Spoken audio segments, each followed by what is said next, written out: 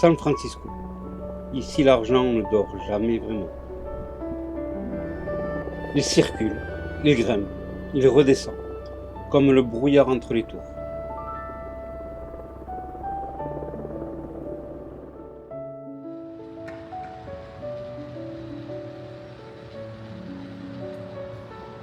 Dans ce quartier, les immeubles ne touchent pas le ciel, ils le négocient.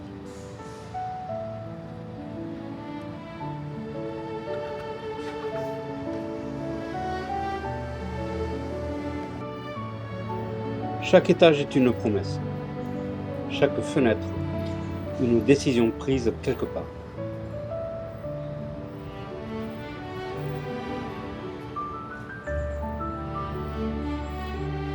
Le Financial District, c'est une forêt verticale, où l'on cultive des chiffres et où les rêves portent des costumes.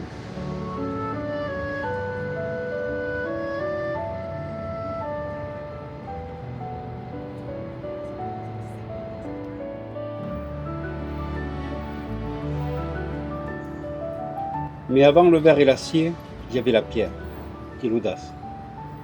Ces bâtiments plus anciens sont la mémoire silencieuse du quartier. Ils rappellent que San Francisco ne s'est pas seulement construit sur des bilans.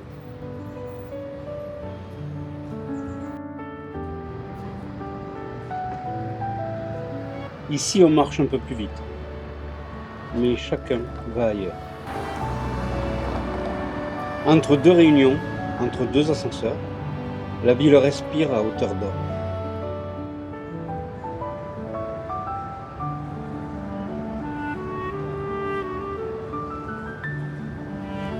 Le quartier des affaires n'est pas qu'un lieu de travail. C'est un passage, un carrefour d'histoires invisibles.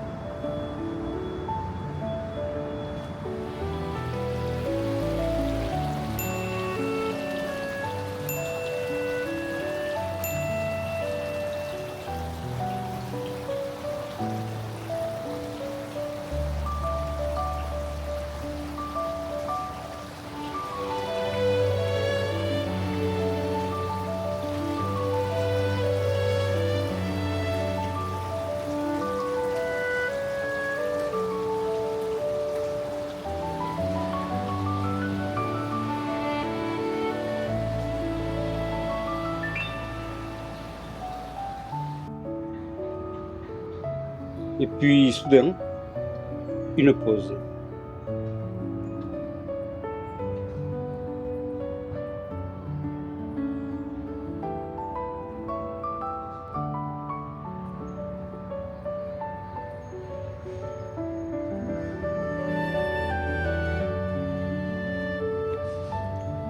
Un jardin, comme une virgule dans une phrase trop longue.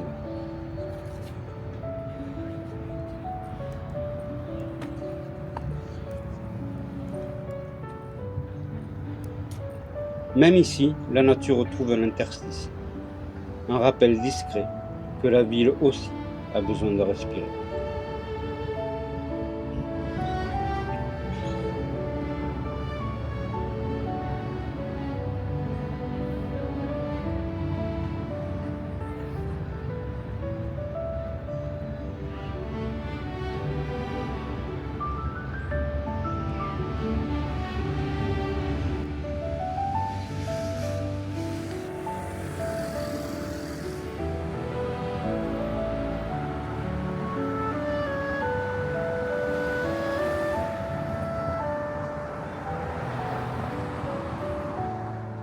Vu d'en haut, tout semble plus calme.